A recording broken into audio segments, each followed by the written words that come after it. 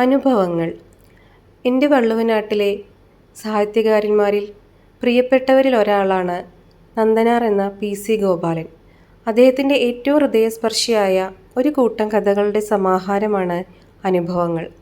മലപ്പുറം ജില്ലയിലെ അങ്ങാടിപ്പുറം ശ്രീ തിരുമാന്താംകുന്ന് ക്ഷേത്രത്തിന് സമീപമാണ് അദ്ദേഹത്തിൻ്റെ സ്വദേശം. അനുഭവങ്ങൾ എഴുതി 2 ആഴ്ചയെ അദ്ദേഹം ജീവിച്ചിരുന്നുള്ളൂ. കൃതി പ്രസിദ്ധീകരണത്തിനയച്ച് ഫലം കാത്തു നിൽക്കാതെ അദ്ദേഹം പാലക്കാട്ടേക്ക് ബസ് കയറി. ജന്മനാട്ടിൽ നിന്ന് എന്നേക്കുമായുള്ള ഒരു യാത്ര. താൻ തിരഞ്ഞെടുത്ത മരണത്തിൻ്റെ നാട്ടിൽ നന്ദനാർ ബസ് ഇറങ്ങി. ഒരു ലോഡ്ജിൽ വെച്ച് വിഷം കഴിച്ച് മരിച്ചു. മരണത്തിൽ സ്വയം ഒരുങ്ങിയിറങ്ങിയ ഒരാളുടെ ധീരവും സത്യസന്ധവുമായ വെളിപ്പെടുത്തൽ കൂടിയാണ് അനുഭവങ്ങൾ. ഭാവനയുടെ മേമ്പൊടി ഒട്ടും ചേർക്കാത്ത ജീവിതത്തിൽ നിന്ന് പറിച്ചെടുത്ത ചില പച്ചയായ യാഥാർത്ഥ്യങ്ങളാണ് നമുക്ക് അനുഭവങ്ങളിൽ കാണാൻ കഴിയുന്നത്. അനുഭവങ്ങളിലൂടെ ഒരു യാത്ര. ഭാഗം 1. ഉറക്കമില്ലാത്തവരുടെ രാത്രി.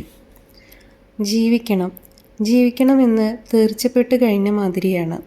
എത്ര തന്നെ ആഗ്രഹിച്ചിട്ടും മരണത്തിൻ്റെ മണം പോലും തൻ്റെ അടുത്തെത്തുന്നില്ല. മരണം തന്നിൽ നിന്ന് എത്രയോ അകലെയാണ്. പിന്നെ എന്തു ചെയ്യും? ഇരുട്ടും മഴയുമുള്ള രാത്രിയാണെങ്കിലും മുറിയുടെ ജനലഴികളിൽ പിടിച്ചു പുറത്തേക്ക് നോക്കി നിന്നുകൊണ്ട് ഗോപി ചിന്തകളിൽ മുഴുകി. മരണത്തോടുള്ള മമത ഇന്നും ഇന്നലെയുമായി തുടങ്ങിയതല്ല, ബുദ്ധി ഉറച്ചതു മുതൽ തുടങ്ങിയതാണ്. കാലം ചെല്ലുംതോറും മമതയുടെ ദാർഢ്യം വർദ്ധിച്ചു വന്നതേയുള്ളൂ. വളരും തോറും മരണം തന്നിൽ നിന്ന് അകന്നകന്ന് പോയിക്കൊണ്ടിരിക്കുന്നു. ഇപ്പോഴും അകന്നകന്ന് പോയിക്കൊണ്ടിരിക്കുകയാണ്. ഈ സ്ഥിതിവിശേഷത്തിലാണ് ഇപ്പോൾ ജീവിതം. മരണത്തെ സ്നേഹിച്ചുകൊണ്ട് ജീവിക്കുക, ജീവിതത്തെ വെറുത്തുകൊണ്ട് ജീവിക്കുക. എത്ര കാലം ഈ ജീവിതം ഇങ്ങനെ തുടരേണ്ടി വരും? ഒരു നിശ്ചയവുമില്ല. ഇന്നുവരെയുള്ള തൻ്റെ ജീവിതത്തിലേക്ക് ഗോപി ഒന്ന് തിരിഞ്ഞു നോക്കുകയാണ്. എവിടെ നിന്നാണ് തുടങ്ങേണ്ടത്? ജനനം തൊട്ട് തന്നെ തുടങ്ങാം. എന്നാണ് ജനനം? കണക്ക് നോക്കട്ടെ. ഇത് കൊല്ലമേതാണ്? മാസം ഏതാണ്? ഇംഗ്ലീഷ് കൊല്ലവും മാസവും 1944 ജൂലൈ ആണ്.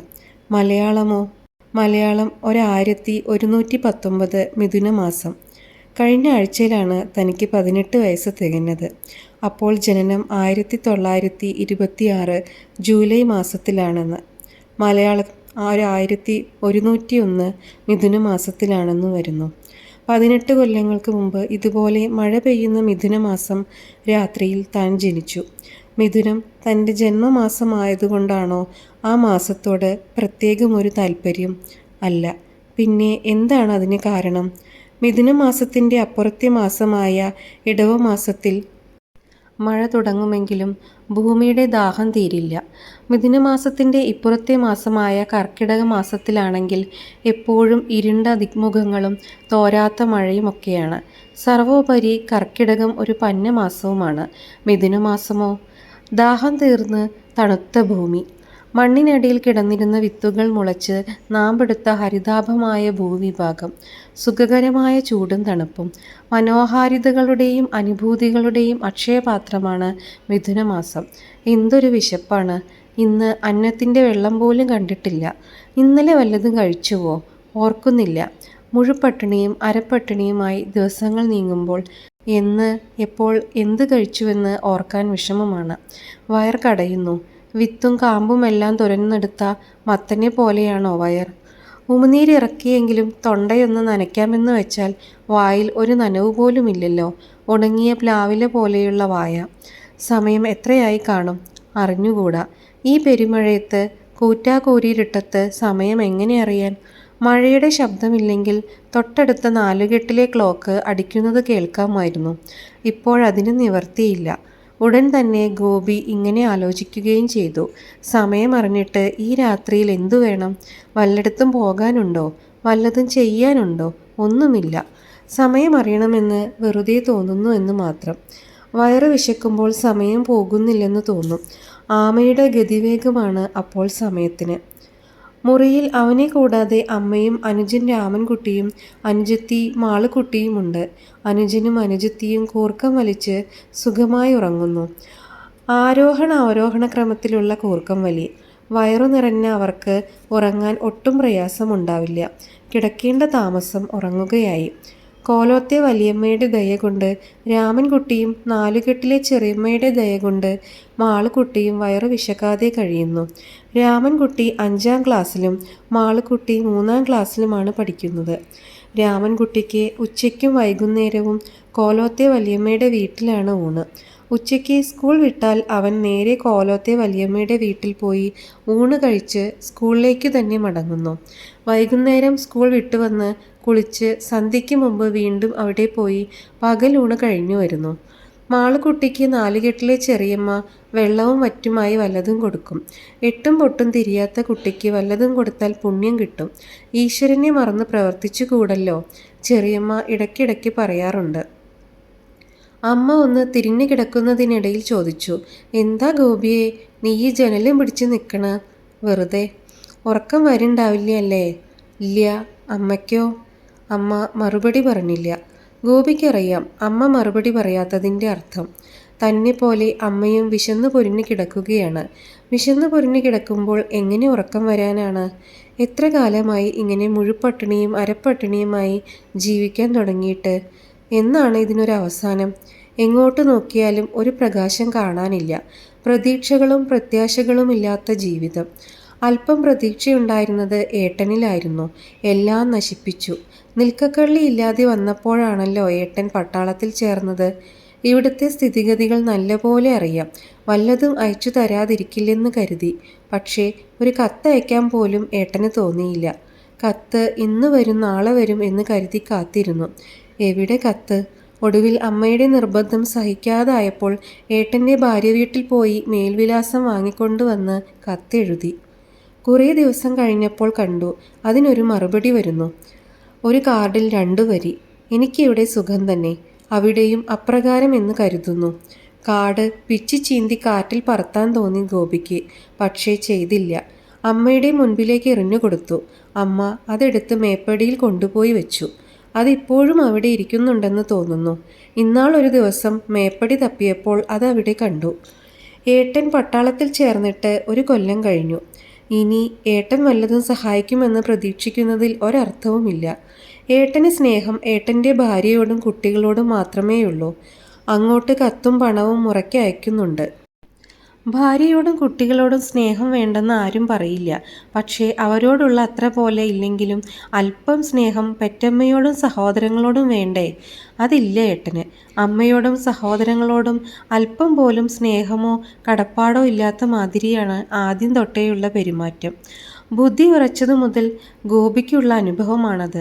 തന്നോടും രാമൻകുട്ടിയോടും മാളുക്കുട്ടിയോടുമുള്ള പെരുമാറ്റത്തിൽ ഒരു പ്രതികാരഭാവമാണ് നിഴലിച്ചു കാണുന്നത്.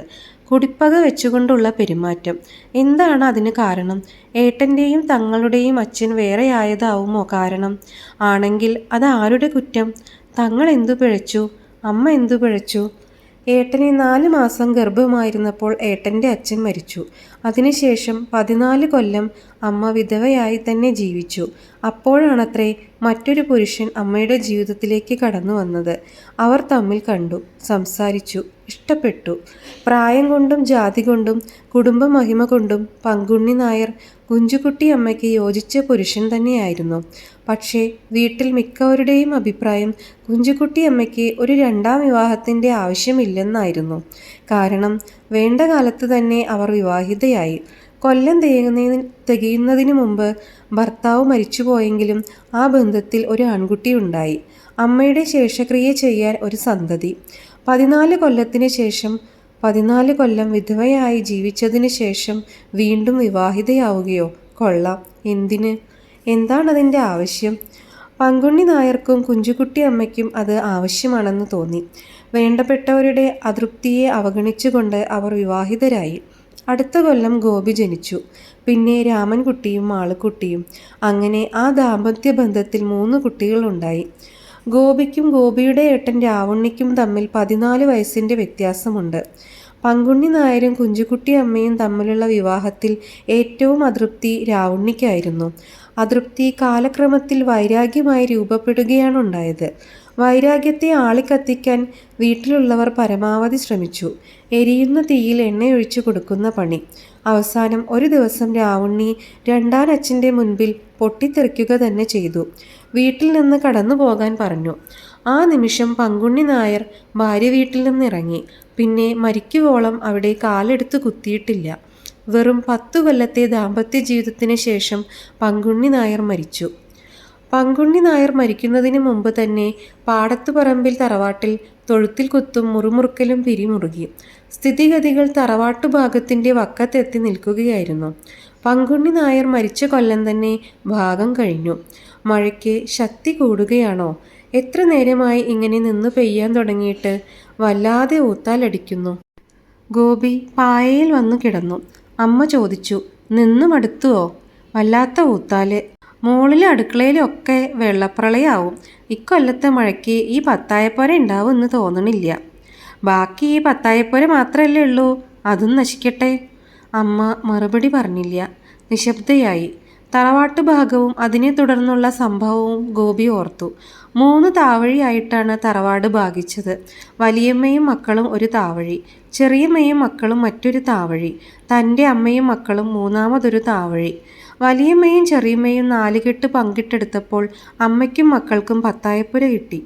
പത്തായപ്പുര, ഭൂസ്വത്തുക്കൾ ധാരാളം. തെക്കും വടക്കും അറിയാത്ത അമ്മ, താഴെ എട്ടും പൊട്ടും തിരിയാത്ത മൈനർമാരായ 3 കുട്ടികൾ. തറവാട്ടിൽ കാരണവരും കൈകാര്യകർത്താവുമായി ഏട്ടൻ ഭരണം തുടങ്ങി. ഇടയ്ക്കിടയ്ക്ക് വീടിൻ്റെ പടിക്കൽ ടാക്സിക്കാർ വന്നു നിൽക്കുന്നത് കാണാം. ടാക്സിക്കാറിൽ അമ്മയെയും കൊണ്ട് ഏട്ടൻ രജിസ്റ്റർ ഓഫീസിൽ പോയി വരും. തിരിച്ചു വരുമ്പോൾ ഏട്ടൻ്റെ മുഖത്ത് ചിരിയും കീശയിൽ പണവും ഉണ്ടാവും. അമ്മയുടെ മുഖത്ത് ഒരന്താളിപ്പും. ഇതിനിടയിൽ ഏട്ടൻ സ്വന്തം ഇഷ്ടപ്രകാരം ഒരു വിവാഹം കഴിച്ച് ഭാര്യയോടൊത്ത് ആർഭാടപൂർവ്വം ഒരു വാടക വീട്ടിൽ താമസവും തുടങ്ങി. ദിവസങ്ങൾ നീങ്ങവേ രജിസ്റ്റർ ഓഫീസിൽ പോക്ക് നടന്നിട്ടായി. രജിസ്റ്റർ ഓഫീസിൽ നിന്ന് തിരിച്ചു വരുമ്പോൾ അന്താളിപ്പിനോടൊപ്പം അമ്മ ആകെ വാടി തളർന്നിട്ടുമുണ്ടാവും. അപ്പോൾ അമ്മയെ കണ്ടാൽ പാവം തോന്നും. ജോലി ചെയ്ത് ജീവിക്കുകയായിരുന്നില്ല ഏട്ടൻ, വിറ്റ് തിന്ന് ജീവിക്കുകയായിരുന്നു. വിറ്റ് തിന്ന് ജീവിക്കാൻ തുടങ്ങിയാൽ സ്വത്തുക്കൾ നശിക്കാൻ ഒട്ടുകാലം വേണോ? ഭൂസ്വത്തുക്കളെല്ലാം അന്യാധീനപ്പെട്ടുപോയി.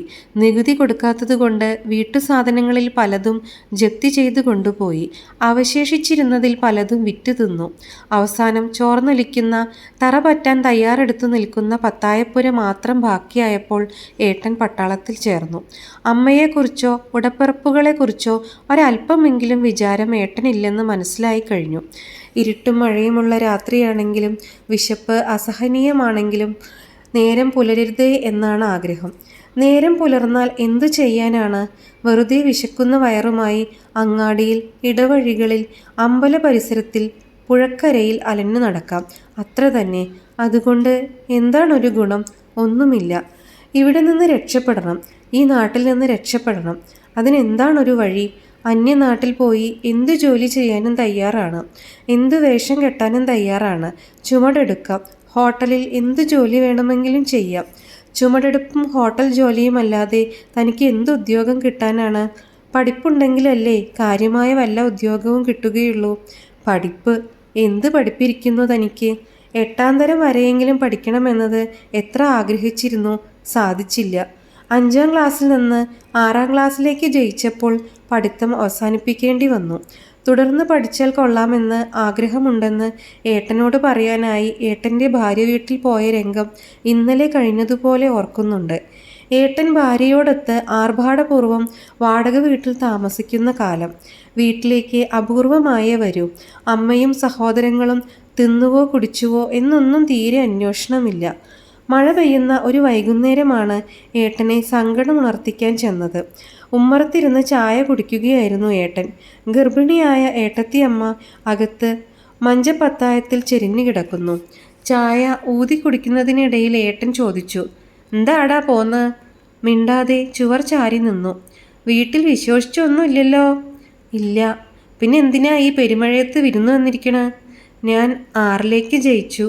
അത് ഞാൻ ഇന്നാളെ അവിടെ വന്നപ്പോൾ പറഞ്ഞില്ലേ? ഉവ്വ്. പിന്നെ എന്തിനാ പിന്നെയും പറയണ? പുസ്തകമൊന്നും വാങ്ങിയിട്ടില്ല. എന്തേ വാങ്ങാഞ്ഞേ?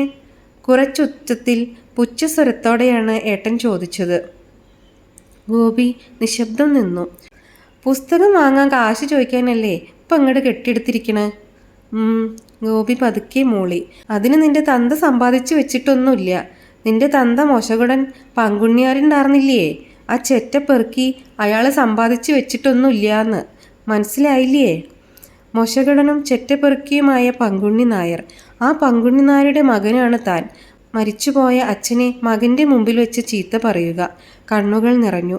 ഏട്ടൻ ഇരുന്നിടത്തു നിന്ന് എഴുന്നേറ്റ് ദേഷ്യപ്പെട്ടു ചാടി. എന്തിനാടാ കരയണ് ചെളുക്കേ? പഠിക്കണമെന്നുണ്ട്. അതിനല്ലേ പറഞ്ഞേ നിന്റെ തന്ത സമ്പാദിച്ചു വെച്ചിട്ടൊന്നുമില്ലെന്ന്? പഠിച്ച് ഉദ്യോഗസ്ഥനാവാൻ പോണ ഒരാള്. പൊയ്ക്കോ എൻ്റെ മുമ്പിൽ നിന്ന്. പോന്നു. ഉടൻ പോന്നു. അപ്പോഴും പെരുമഴ തന്നെയായിരുന്നു. വീട്ടിലെത്തുവോളം കരഞ്ഞു. അന്ന് തുടർന്ന് പഠിക്കാൻ സാധിച്ചിരുന്നുവെങ്കിൽ ഇപ്പോൾ 8ാം ക്ലാസ് പാസ്സായിട്ടുണ്ടാകുമായിരുന്നു. സ്കൂൾ വിട്ടിട്ട് 4 കൊല്ലമാകുന്നു. ആദ്യം സ്കൂളിൽ 1ാം ക്ലാസ്സിൽ ചേർന്നത് തന്നെ 10ാമത്തെ വയസ്സിലായിരുന്നു. സ്കൂളിൽ ചേർക്കുകയേ വേണ്ടെന്ന് കരുതിയിരിക്കുകയായിരുന്നു ഏട്ടൻ. അത് മറ്റൊരു കഥയാണ്. ഏട്ടൻ്റെ ഒരു ശപഥത്തിൻ്റെ കഥ. ആ കഥ ഓർക്കുമ്പോൾ രാവുണ്ണി നെടുങ്ങാടിയുടെ രൂപം മനസ്സിൽ തെളിഞ്ഞു വരുന്നു. അമ്പലത്തിൻ്റെ കിഴക്കേ നടയിൽ ഹോട്ടൽ കച്ചവടമായിരുന്നു അദ്ദേഹത്തിന്. കറുത്തു നീണ്ട തലയിൽ പപ്പടവട്ടത്തിൽ കഷണ്ടിയുള്ള ഒരു മനുഷ്യൻ. കുരങ്ങൻ്റെ മുഖച്ഛായ. കൈവിരലുകളിൽ പകുതി ഭാഗവും നഖങ്ങളാണെന്ന് തോന്നും. നീണ്ട് ചെളി നിറഞ്ഞ നഖങ്ങൾ. വായ പൊളിച്ചാൽ പല്ലുകൾക്കിടയിലെല്ലാം ആഹാരം കഴിച്ചതിൻ്റെ അവശിഷ്ടങ്ങൾ കാണാം. പിന്നെ കറുകറുത്ത തൊണ്ണും. ആകപ്പാടെ നെടുങ്ങാടിയെ കണ്ടാൽ ഭയം തോന്നും.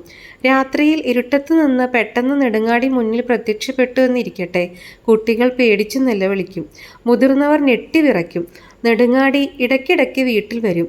വീട്ടിൽ പിറന്നാളും മറ്റുമുണ്ടാകുമ്പോൾ ദേഹണ്ണത്തിന് നെടുങ്ങാടിയായിരുന്നു. ഹോട്ടൽ കച്ചവടത്തിനും ദേഹണ്ണത്തിനും പുറമെ കുട്ടികൾക്ക് അത്യാവശ്യം ട്യൂഷൻ കൊടുക്കുന്ന പതിവും ഉണ്ടായിരുന്നു നെടുങ്ങാടിക്ക്. അങ്ങനെയാണ് നെടുങ്ങാടിയുടെ ശിഷ്യത്വം സ്വീകരിച്ച് ഗോപി പഠിക്കാൻ പോയി തുടങ്ങിയത്. പഠിക്കുന്നതിനേക്കാൾ വേദനിപ്പിക്കുന്നതിനായിരുന്നു നെടുങ്ങാടിക്ക് രസം. ചെവി പറഞ്ഞു പോകുന്നുണ്ടെന്ന് തോന്നത്തക്ക വിധത്തിലുള്ള ചെവി പിടിച്ച് തിരുമ്പലുകൾ, തൊലിയും മാംസവും ചൂർന്നെടുക്കുന്നത് പോലെയുള്ള നുള്ളലുകൾ, എല്ലാറ്റിനും പുറമെ ചുട്ട അടി. അതാകട്ടെ ചെകിടത്ത് തന്നെ. നെടുങ്ങാടിയുടെ അടുക്കൽ പഠിക്കാൻ പോകുമ്പോൾ ഒരേ ഒരു വികാരമേ ഉണ്ടായിരുന്നുള്ളൂ, ഭയം. അറക്കാൻ കൊണ്ടുപോകുന്ന ഒരു ആട്ടിൻകുട്ടി. മടുത്തു. നെടുങ്ങാടിയുടെ ട്യൂഷൻ മടുത്തു. സമയത്തിന് വീട്ടിൽ നിന്നിറങ്ങി പുഴയ്ക്കക്കരെ കുന്നിൻ മുകളിൽ പോയി വിശ്രമിച്ച് 12 മണിക്ക് വീട്ടിൽ തിരിച്ചെത്തും. 3 ദിവസം തന്നെ കഴിഞ്ഞില്ല. അതിനു മുമ്പ് സംഗതി വീട്ടിലെറിഞ്ഞു. ഏട്ടൻ എറിഞ്ഞാൽ എല്ലുവെള്ളമാകുമെന്ന് ഭയം കൊണ്ടാകാം അമ്മ ഏട്ടനോടൊന്നും പറഞ്ഞില്ല. പക്ഷേ ഏട്ടനുണ്ടോ അറിയാതിരിക്കുന്നു. ഒരാഴ്ചയ്ക്ക് ശേഷം നെടുങ്ങാടി വിവരം പറയാൻ വീട്ടിൽ വന്നപ്പോൾ വീട്ടിൽ ഏട്ടനുണ്ടായിരുന്നു. നെടുങ്ങാടി ചോദിച്ചു, എന്താ ഗോപി ട്യൂഷൻ അയക്കണത് നിർത്തിയോ? ഇല്ലല്ലോ. എന്തേ? ഏട്ടൻ്റെ ശബ്ദം. ഗോപി മുകളിലെ കോണിത്തട്ടിൽ വന്നിരുന്നു. നെടുങ്ങാടിയുടെയും ഏട്ടൻ്റെയും സംസാരം അവിടെ ഇരുന്നാലും കേൾക്കാം. അല്ല, ഒരാഴ്ചയായിട്ട് ഗോപിയെ കാണാറില്ല. ഇവിടുന്ന് സമയത്തിന് പോകാറുണ്ടല്ലോ. അത് വോ? എന്നാ ഇതെന്താ മാജിക്ക്? എവിടെ ഗോപി?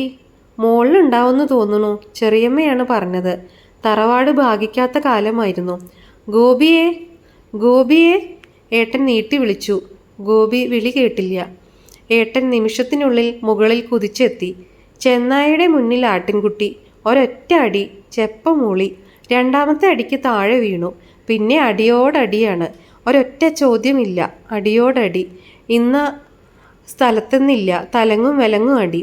തറവാട് ഭാഗിക്കാത്ത കാലമല്ലേ. ചെറിയമ്മയും വലിയമ്മയും അമ്മയും ഒക്കെ മുകളിൽ ഓടിയെത്തി. അവസാനം ദേഷ്യം തീരാതെ പൊക്കിയെടുത്ത് കോണിത്തട്ടിൽ നിന്ന് താഴത്തേക്കിട്ടു. നീ കൊന്നു അതിനെ? അമ്മ നിസ്സഹായതയോടെ ചോദിച്ചു. കൊല്ലില്ല, കഷ്ണം കഷ്ണമായിട്ട് കൊത്തി നുറുക്കുക വേണ്ടത്. ബോധം കെട്ടുപോയി.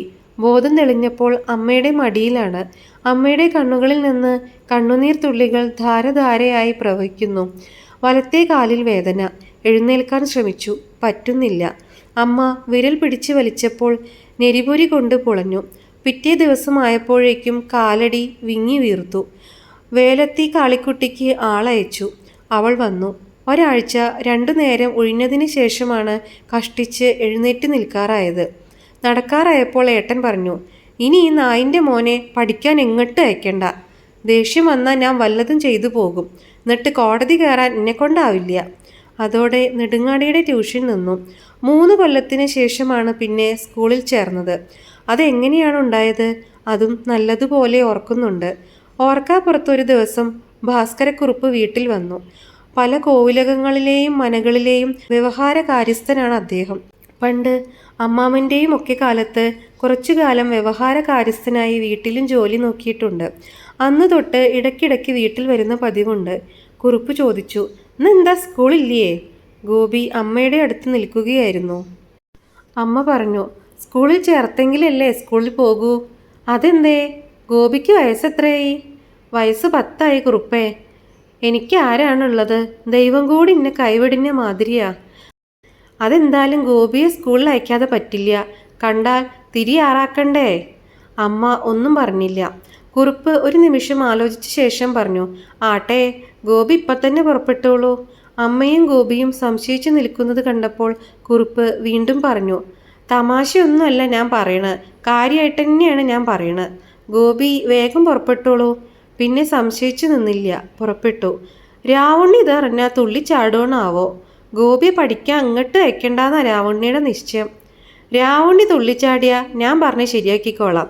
കുട്ടി ഇങ്ങോട്ട് പോരൂ. സ്കൂളിൽ ചേർക്കാൻ കൊണ്ടുപോകുമ്പോൾ തന്നെ സ്ലേറ്റും 1ാം പാഠപുസ്തകവും കുറുപ്പ് വാങ്ങിത്തന്നു.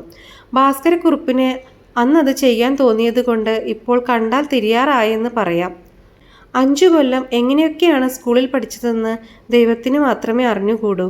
പട്ടിണി കിടന്ന് പഠിക്കുക, പച്ചവെള്ളം കുടിച്ച് പഠിക്കുക. ഇപ്പോൾ സ്കൂളിൽ പഠിക്കുന്നില്ലെങ്കിലും പട്ടിണി കിടക്കലും വെറും പച്ചവെള്ളം കുടിച്ച് വിശപ്പ് മാറ്റാൻ ശ്രമിക്കലും തുടർന്നുകൊണ്ടേയിരിക്കുന്നു. ഇന്നത്തെ പോലെ ഒരു വിശപ്പ് അടുത്ത കാലത്തൊന്നും ഉണ്ടായിട്ടില്ലെന്നുണ്ടോ? സ്വതവേ മഴക്കാലത്തെ വിശപ്പ് അധികമാണ്. രാത്രിയിൽ അമ്പലത്തിൽ പോയി ശ്രീധരൻ നായരെ കണ്ട് പായസം ചോദിച്ചാലോ എന്ന് കരുതിയതായിരുന്നു. ശ്രീധരൻ നായർ ക്ഷേത്രം മാനേജറാണ്. അദ്ദേഹത്തിൻ്റെ വകയായി എല്ലാ ദിവസവും അത്താഴ പൂജയ്ക്ക് പായസമുണ്ട്. ഇടയ്ക്കിടയ്ക്ക് അത് ചോദിച്ചു വാങ്ങാറുണ്ട്. ഈയിടെ അദ്ദേഹം അമ്മുക്കുട്ടി വാരസ്യാരോട് പറഞ്ഞു അത്രേ, വിശക്കണു, പായസം തരാമെന്ന് ഒരു കുട്ടി വന്ന് ചോദിച്ചാൽ എങ്ങനെയല്ലാന്ന് പറയുക? എന്നിച്ചിട്ട് എപ്പോഴും ഇങ്ങനെ വന്ന് ബുദ്ധിമുട്ടിച്ചാലോ? ശരിയാണ് അദ്ദേഹം പറഞ്ഞത്. എപ്പോഴും ചെന്ന് ബുദ്ധിമുട്ടിക്കുന്നത് നന്നല്ല. അതുകൊണ്ടാണ് ഇന്ന് അദ്ദേഹത്തെ ചെന്ന് ബുദ്ധിമുട്ടിക്കുന്നത്. പുറത്ത് മഴ പെയ്യുക തന്നെയാണ്. കാലവർഷം ആരംഭിച്ചതു മുതൽ മഴ ഇങ്ങനെ കൊണ്ടുപിടിച്ച് പെയ്യുന്നത് ആദ്യമാണെന്ന് തോന്നുന്നു. ഗോപി ഒന്ന് തിരിഞ്ഞു കിടന്ന് ഉടുത്ത മുണ്ടഴിച്ചു പുതച്ചു. അമ്മ ചോദിച്ചു, ഇനി ഉറങ്ങിയില്ലേ അല്ലേ? ഇല്ല. അമ്മ ഉറങ്ങിയില്ലേ? ഇല്ല. എന്താണ് ഉറങ്ങാത്തതെന്ന് രണ്ടുപേരും ചോദിച്ചില്ല. ഉറക്കം വരാത്തതിൻ്റെ കാരണം രണ്ടുപേർക്ക് അറിയാവുന്നത് കൊണ്ടാവാം.